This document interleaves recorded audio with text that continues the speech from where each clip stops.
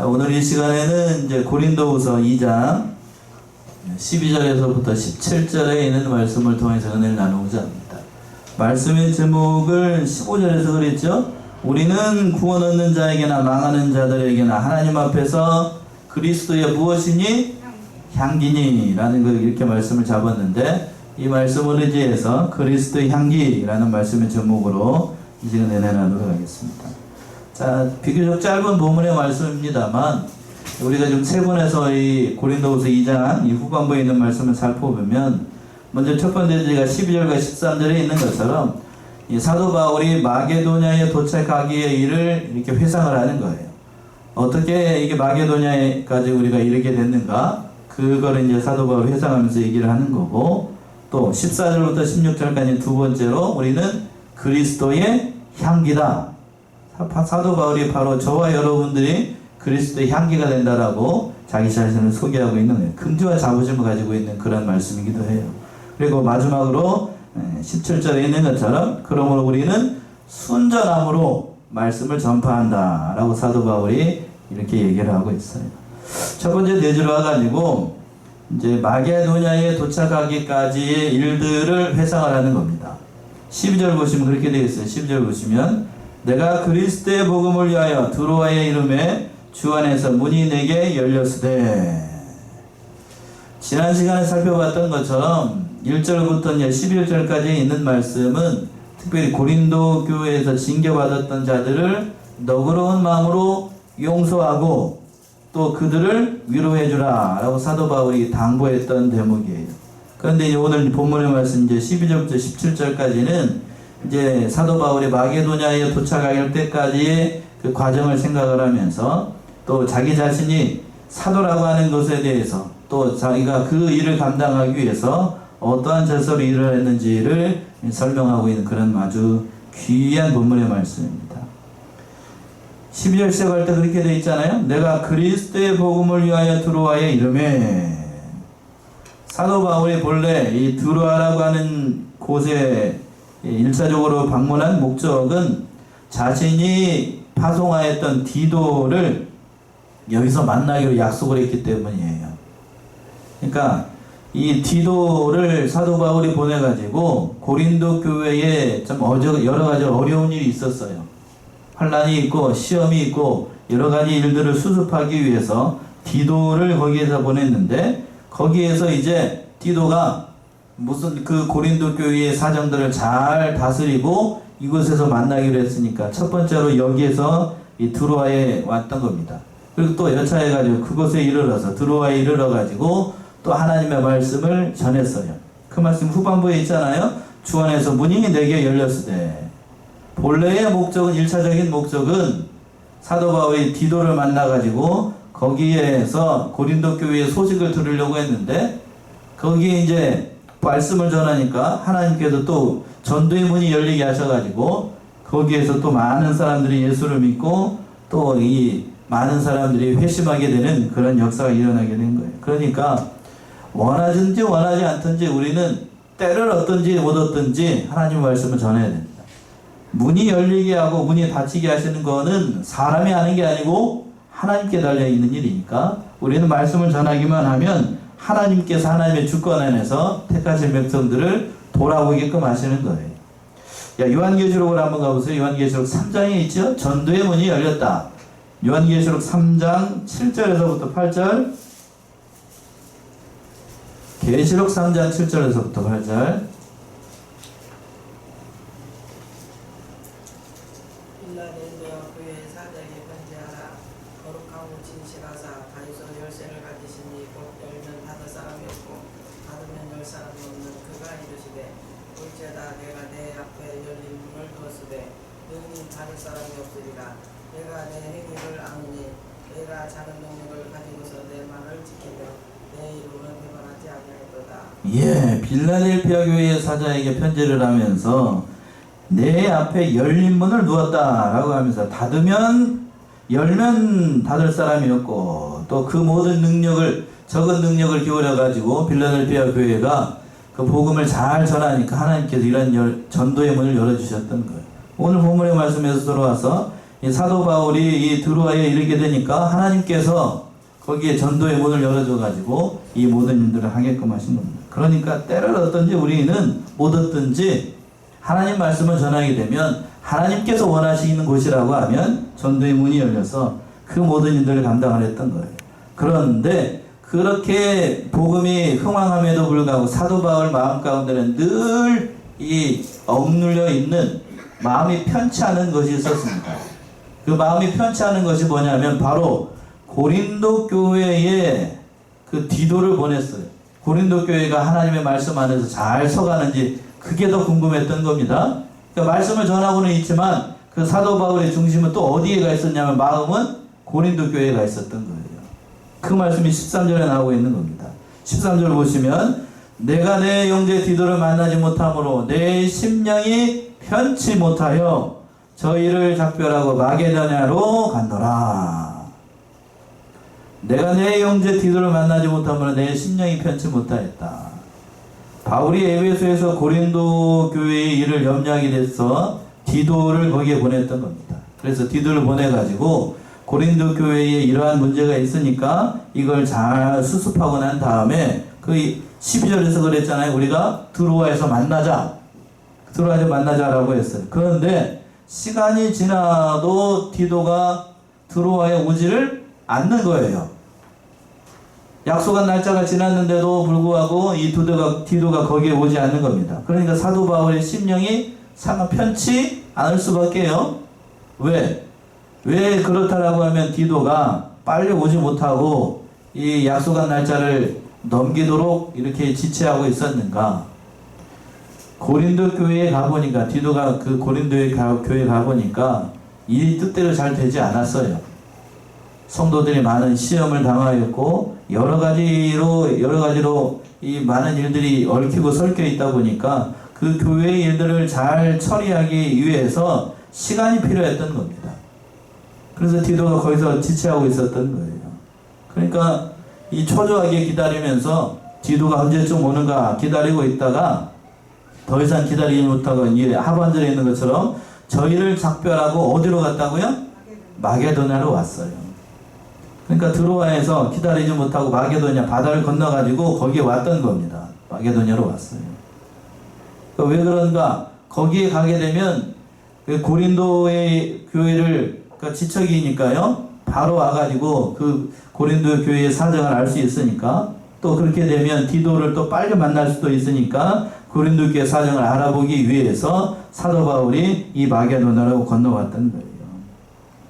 바울은 그러니까 복음을 전하면서도 항상 중요하게 먼저 생각했던 것이 뭐냐면 세워진 교회, 다른 교회의 그 모든 형편들, 모든 성도들이 특별히 오늘 고린도후서를 살펴보고 있으니까요. 고린도 교회 성도들이 주 안에서 그 말씀 가운데 잘 서나가고 있는가? 쉽게 얘기하면 제가 뭐 어느 교회에 있다라고 해도 그 늘 말씀은 그 마음은 어디에 있었냐면 이 성안교회에 있는 거하고 똑같은 거예요.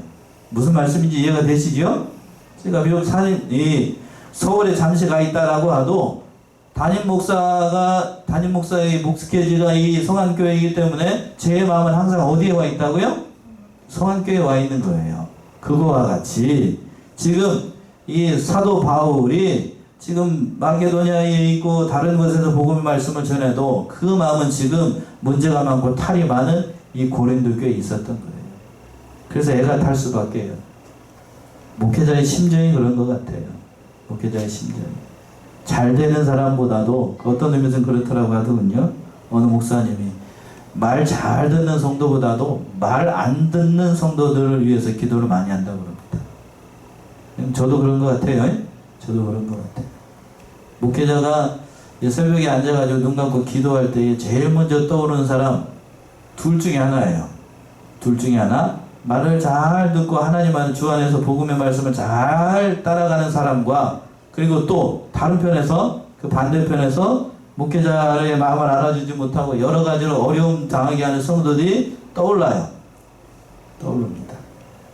지금 이 고린도 교회를 향한 사도 바울의 마음이 그런 마음이었어요.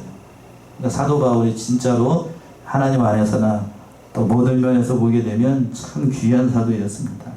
그러니까 사도 바울이 원하는 건 여러 가지로 어려움 당하고 있는 이 고린도 교회가 주 안에서 든든히 서나가기를 원했던 거예요. 든든히 서나가기를. 말씀 가운데 서나가고 사랑하는 이 교회가 늘 진리의 말씀 가운데 서나가기를 사도 바울은 원했던 겁니다. 그 좋은 소식을 어디서 듣게 되냐면 두 번째 내시에서 보게 되면 우리는 그리스도의 향기라 라고 이렇게 사도 바울이 얘기를 하고 있는데 그 소식을 듣게 됩니다. 자, 14절 보시면 14절 어느 분이 한번 읽어보시겠어요? 14절. 항상 우리를 그리스도 안에서 이기게 하시고 우리로 말미암아 각처에서 그리스도를 아는 냄새를 나타내시는 하나님께 감사합니다. 예.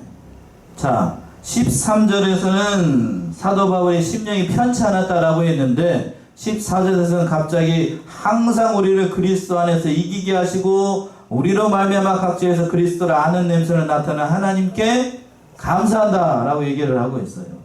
그러니까 우리를 그리스도 안에서 이기게 하시는 하나님, 그 하나님께 사도 바울이 갑자기 감사하고 있어요. 이게 왜 이렇게 얘기를 하고 있는가? 전전긍긍하면서 고린도 교회 성도들이 말씀 가운데 잘 서나가고 있는지 어떻게 하고 있는지 궁금하던 차에 사도 바울이 어디로 넘어왔다고요? 마게돈으로 왔어요. 근데 마게돈으로 오니까 거기서 누구를 만나게 되냐면 바로 디도를 거기서 만나게 돼요.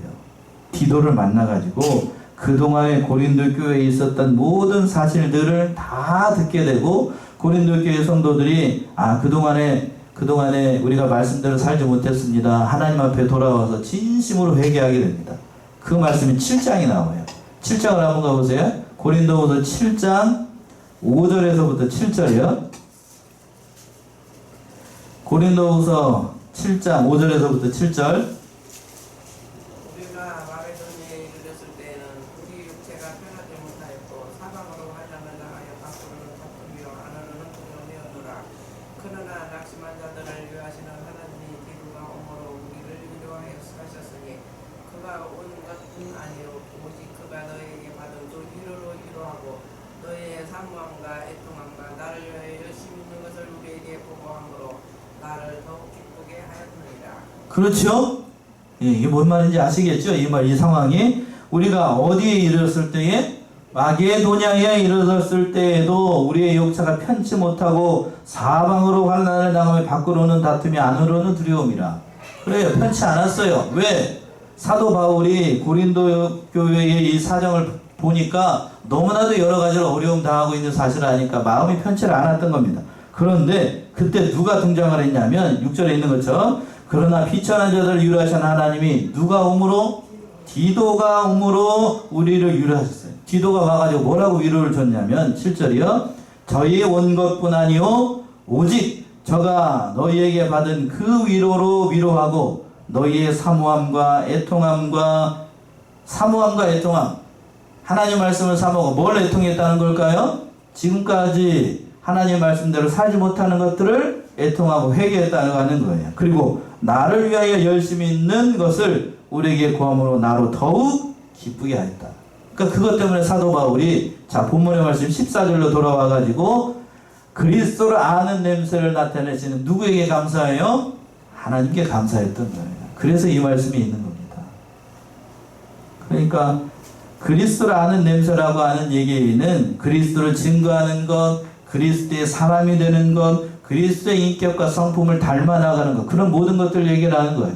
즉 고린도 교회 성도들이 그리스도의 그 모든 성품들을 닮아나가서 그를 알고 있는 모든 사람들 앞에 그리스도의 향기를 나타내는 거예요. 그러니까 사도 바울이 그걸 봤을 때에 너무나도 기뻤던 거예요. 너무나도 기뻤던 겁니다. 그러니까 목회자로서 사도 바울이 이 마게도니아 와가지고 고린도 교회의 형편들이 좋아지고 있다는 소리를 들으니까 누구보다도 기뻐했던 거예요.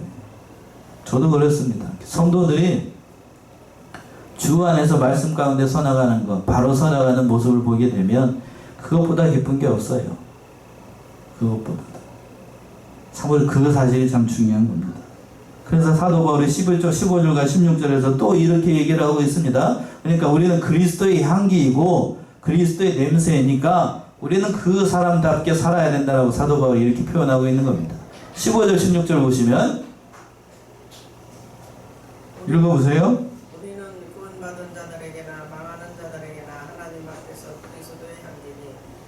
사람에게는 사망으로부터 사망이 이르는 냄새요 저에게는 생명으로부터 생명에 이르는 냄새라 누가 이를 감당하리요. 예, 15절에서 그랬죠.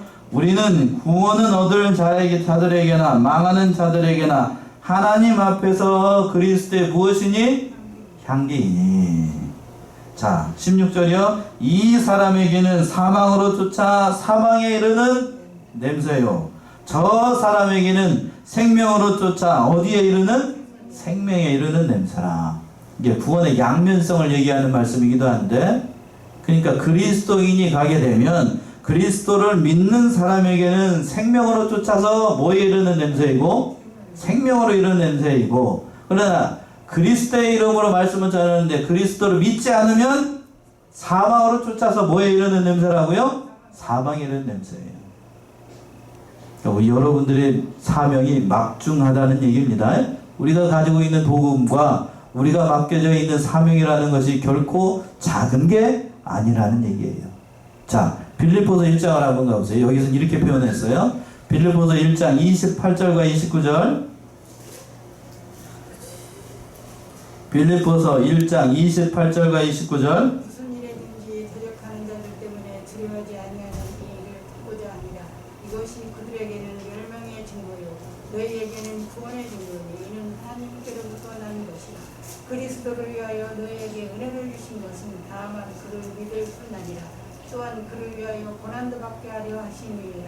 예, 그랬죠? 여기서도 그렇게 표현한 거예요. 다시 한번 보시면 아무 일에든지 대적하는 자들 인하여 두려워하지 아니하는 이 일을 듣고자 함이라. 이것이 저희에게는 무슨 증거? 멸망의 증거가 되는 거고, 너희에게는 무슨 증거가 되고? 구원을 얻는 증거가 되는 거예요. 예수 그리스도를 믿지 않는 사람들은 멸망의 증거가 되는 거고, 예수를 믿는 사람들에게는 구원의 증거가 나는 겁니다. 얘는 누구로부터 났기 때문에? 하나님으로부터 났기 때문에. 그러면서 또 29절에 그리스도를 위하여 너에게 은혜를 주신 것은 다만 그를 어떻게 할 뿐 아니라 믿을 뿐 아니라 또 뭣도 받게 하는 거라고요? 고난도 받습니다. 자, 여기서 동그라미 하셔요. 그러니까 우리가 예수를 믿는다라고 하는 것은 뭐가 전제가 되어 있는 거냐면, 예수를 믿는다라고 하는 것은 그를 위해서 뭐를 받을 각오도 해야 돼요? 고난 받을 각오도 해야 돼요. 그런데 현대 목사님들이 그건 가르치지 않고 예수 믿으면 복 받습니다만 가르치니까 성도들이 예수 믿고 난 다음에 고난이 닥치고 어려움이 닥치고 환난이 닥치면 알딸딸해지는 거예요. 그 얘기 아니에요. 이해되십니까? 이게 뭔 말인지? 예수를 위해서 고난을 받는 것, 그게 복이에요. 그게 복. 사도 바울은 그 얘기를 하고 있는 거예요. 그 얘기를. 자, 그러니까 우리가 그리스도의 복음 때문에 그 고난을 받는 것을 영광으로 생각을 해야 되는 거예요.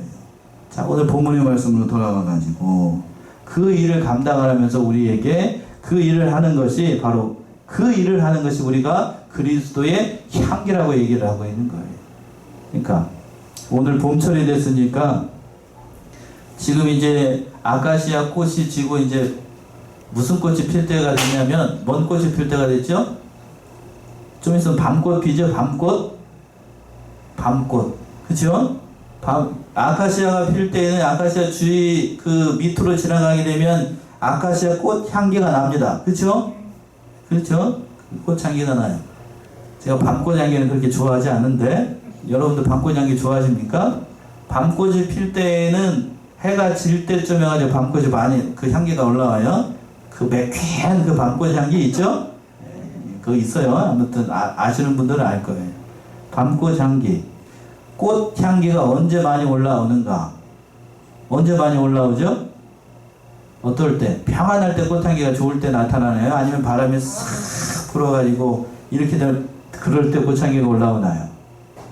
아무것도 없을 때는 꽃향기가 잘 안 올라와요. 고난이 많이 있고 여러 가지로 어려움이 있을 때, 바람이 불 때 꽃향기가 멀리 날아가는 것처럼 지금 우리에도 마찬가지예요. 그리스도의 향기를 많이 나타내기 위해서는 우리에게 뭐가 많아야 될 것 같아요? 뭘 많이 당해야 될 것 같아요? 고난을 많이 당해야 됩니다. 그러니까 우리도 마찬가지예요. 우리도 마찬가지입니다. 향기를 많이 나타내기 위해서는 향료가 많아야 된다. 이병기 목사님은 그 강의서에 그렇게 되어 있던데, 향료가 많아지기 위해서는 기도와 하나님의 말씀으로 많이 무장하고, 그리고 또 뭐를 많이 받아야 되는 거냐면, 뭘 많이 받아야 될 것 같아요? 주를 위해서 고난을 많이 당해야 됩니다. 그래야 우리 안에 뭐가 많아져요? 향기가 많아져요. 향기가. 예수 믿는다고 하면서 그 고난받을 각오는 하지 않고 세상 사람들이 말하는 것처럼 복받을 생각이나 하면 그 사람에게서는 향기가 나타나지 않아요. 향기가 나타나지 않습니다. 자, 가시밭의 백합화라고 되어 있죠? 찬송가에. 어디 밭의 백합화요? 가시밭의 백합화. 왜? 가시밭의 백합화가 왜 피죠? 가시밭의 백합화가 피어 있으면 고난이 많아요. 그러니까 뭐가 많이 나타날까요? 향이 많이 나타납니다. 향이. 다른 데서 핀 향보다도, 꽃보다도 그 억척스러운 환경에서 자라는 꽃이 향기가 많은 것처럼 여러분들도 주를 위해서 헌신하고 봉사하고 고난을 많이 받는 성도들이 그 사람 곁에 가게 되면 참으로 향기가 많이 나타나요. 그러니까 우리가 주를 위해서 고난 받는 것, 그거를 두려워하거나 또는 이상하게 생각할 것이 아니라 하나님께서 나를 복된 사람으로 만들기 위한, 오늘 본문의 말씀에 있는 것처럼 향기를 내도록 하기 위한 하나님의 방법인 줄 알고 우리가 그 일을 잘 감당하려겠어요. 참 이것이 귀한 거예요. 이것이 귀한 것. 자, 그래서 이게 한 가지 더 성경적인 예를 든다라고 하면, 향기가 많이 나는 사람, 고난이 많은 사람, 성경에서 한 사람만 들라라고 하면 다니엘을 들 수가 있겠지요. 다니엘. 그렇죠? 다니엘. 이 다리오 왕이 그렇게 명령을 했습니다. 며칠 동안 기도하지 말라고 그랬냐면 30일 동안 기도하지 말라고 그랬죠. 30일 동안 기도하게 되면 사자굴 속에다 넣겠다라고 하는 명령이 떨어졌어요. 그런데 다니엘은 보통 사람 같으면, 다니엘 얘기하지 말고, 보통 사람 같으면 30일 동안 딱 눈 감고 집에서 그냥 보고 계시니까 하나님이 문 딱 잠그고 집에 안에서 입을 뒤집어 쓰고 하나님 살려주세요 이렇게 기도하고 있어요. 이렇게 해도 보통 사람 같으면 뭐 그럴 거예요. 근데 다니엘은 그렇게 하지 않고 전에 행하던 대로 예루살렘을 향하여 난 창문을 열어놓고 전에 행하던 대로 3번 기도했습니다. 그게 그리스도의 향기를 나타내는 거예요. 그 향기를 나타내니까 그 향기가 나타나니까 사망의 냄새도, 그리스도의 향기가 많이 나타나니까, 이 다니엘 중에서 그리스도의 향기가 많이 나타나니까 또 사망의 냄새도 더 많이 나타났어요. 하나님을 믿지 않는 사람, 여호와를 믿지 않는 다니엘의 대적들은 다니엘을 보고서 어디에다 잡아두기 죽일 계획을 세워요? 사자굴에. 뭔 얘기인지 아시겠죠? 여러분들이 주와 복음에서 충성하면 충성할수록 믿는 사람에게는 더욱더 향기가 나타나지만 대적자들에게는 원수마귀 사단이 더 많이 역사를 하는 거예요. 그러나 궁극적으로 누가 승리하죠? 다니엘이 승리했다는 거죠. 그 얘기를 지금 하고 있는 겁니다. 그래서 16절 하반절에 이런 말이 붙어 있잖아요. 누가 이것을 감당하리요? 누가 이것을 감당하겠습니까? 그리스도의 향기를 나타내는 이 중대한 임무를 누가 수행할 수 있겠는가 라는 뜻이에요. 비록 사람은 연약하지만 하나님께서 이 일을 감당하도록 여러분들에게 은혜를 주시고 무한하신 능력으로 우리를 보살펴 주십니다. 사도 바울이 그러한 능력을 바로 자기에게 주신, 사도라고 하는 그 직분을 주신 것에 대해서 너무나도 감사하는 거예요.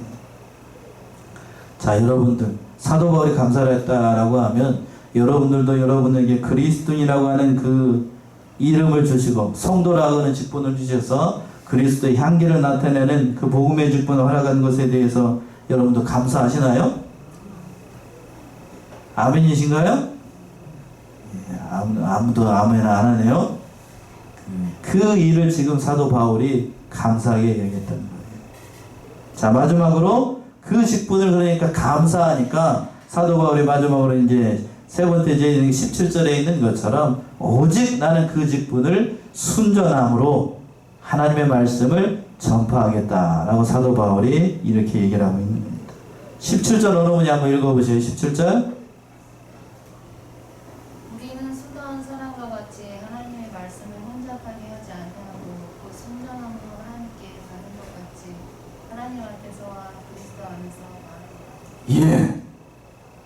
자기에게 사도라고 하는 직분을 주시고 그리스도의 향기를 나타내는 귀한 직분을 허락하셨으니 나는 하나님의 말씀을 전할 때 어떻게 전할 것인가 사도 바울이 다짐하고 있는 그런 말씀이기도 해요. 자, 말씀을 전할 때 사도 바울은 이렇게 전하겠다고 얘기하고 있습니다. 우리는 수다한 사람과 같이 하나님의 말씀을 어떻게 하지 않고 혼잡하게 하지 않겠다. 그래서 수다한 사람이라고 하는 것은 하나님의 말씀을 전할 때 어지럽게 전하고 이상한 거 섞어가지고 전하는 사람들이 많다는 얘기예요. 오늘날에도 그렇죠? 그러나 사도 바울은 뭐만 전하겠다고요? 말씀만 전하겠다. 그래서 고린도전서 2장에서 그랬잖아요. 오직 나는 십자가에 못 박힌 누구만 전하노라? 예수만 전하노라. 그래서 그 얘기를 하고 있는 거예요. 그 말씀만 전하겠다. 그래서 그랬죠. 하반절에 곧 순전함으로 누구에게 받은 것 같이 하나님께 받은 것 같이 또 누구 앞에서? 하나님 앞에서 또 누구 안에서? 예수 그리스도 안에서 그 말씀을 하겠다 라고 사도 바울이 이렇게 얘기하고 있는 거예요. 참 귀한 사도예요. 귀한 사도. 말씀을 어지럽게 하지 않고 오직 말씀만 전할 것이고 마치 그리고 또 사람에게 받은 것이 아니라 하나님께 받은 것 같이 또 하나님 앞에서 진실되게 또 그리스도 안에서 오직 그리스도의 생명의 말씀만 전하겠다. 사도 바울이 이렇게 얘기하고 있는 거예요. 그러니까 오늘날에도 마찬가지예요.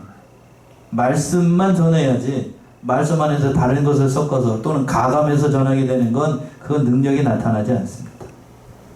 자, 한 군데만 찾아보고 오늘 말씀 마칠까요? 요한계시록 22장을 한번 가보세요. 요한계시록 22장 18절에서부터 19절 귀한 말씀이죠.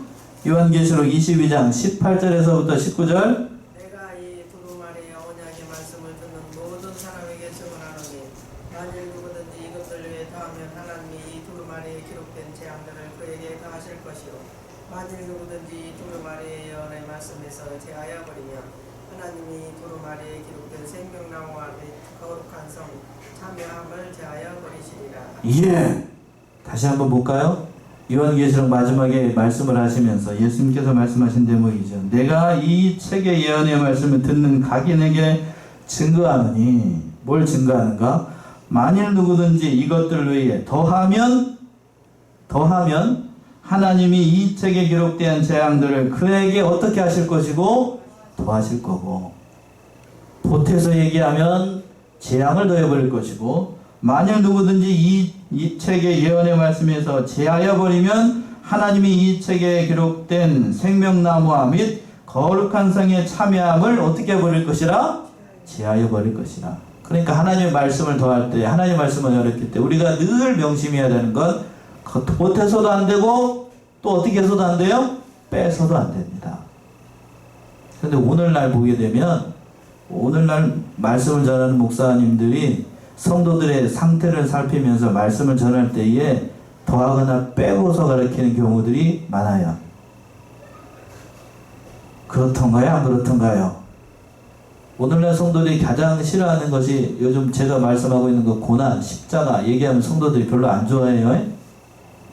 그거 빼고 가르쳐요. 그러니까 저를 가르치던 목사님들이 그러니까 예수 믿으면 뭐 받는다라고만 얘기하냐면 뭐 받는다고요? 그 얘기만 하니까 성도들이 이상해져요. 이상해져.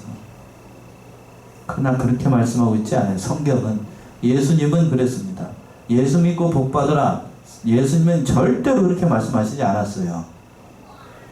예수님은 그렇게 말씀하시지 않았습니다. 믿는 자라고 하면 나를 사랑하는 자라고 하면 이 세상에서 뭐를 받게 될 것이다? 고난을 받게 될 것이다. 그래도 나의 길을 간다라고 하면 내가 하나님의 나라에서 너를 기억하리라 라고 말씀하셨어요. 이걸 놓치지 말아야 됩니다. 이걸 놓치지 않아야 돼요.